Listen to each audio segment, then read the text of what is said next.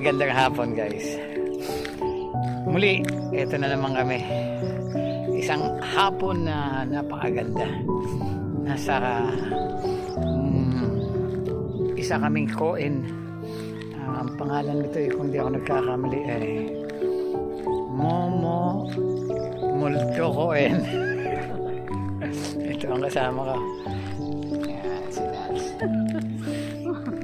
Ano palagay mo kasi dito sa park na ito? Ate. Multo. Lalo itong multo. Mamaya makikita ko anong pangalan nitong koen. Nandoon sa main gate.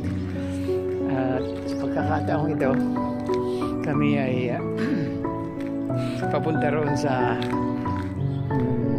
museum kung tawagin nila Old Farm House Museum. Pakikita ko sa inyo ng konti.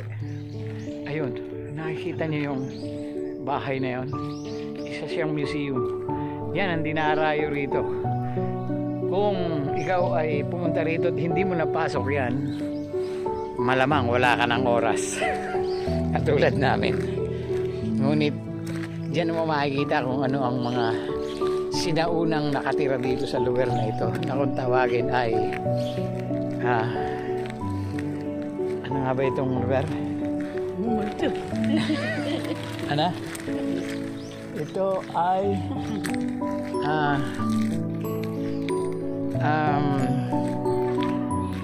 letter T ang umpisa na wala sa isip ko. Tinoji? Hindi, iba yung Tinoji. Yun! Ano? Ayun na. Tama! Dahil dyan, may ana ka. Toyonaka. Ito ang lugar na kung tawagin na Toyonaka. Dito sa Toyonaka, ito lang ang pinakamalaking koen na makikita nyo. Koen means park. At dito, pagka weekend, Saturday and Sunday, may football field nga pala sila. Pakikita ko sa inyo. Ito.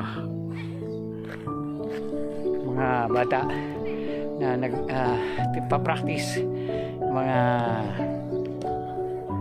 elementary school kids. Yan. Maganda ang klima. Nasa around 19 degrees. Ayon dito sa aking 18. Naging 18 na siya.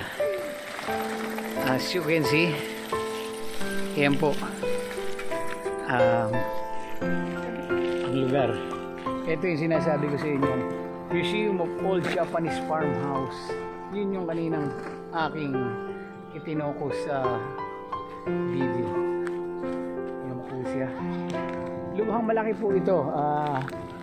Siguro mga 1/4 pa lamang ng park na ito ang aming na lalakad, dahil baka biglang tumawag yung aming anak na galing sa trabaho at magkumahog kami magtatakbo kung malayo kami, dahil dala po namin ang kanyang dalawang susi ng kanyang apartment. Yun po muna pansamantala, at itutuloy na lang mamaya pagkatapos kong umihi. Okay? Ikaw? Ihi ka rin? Bye.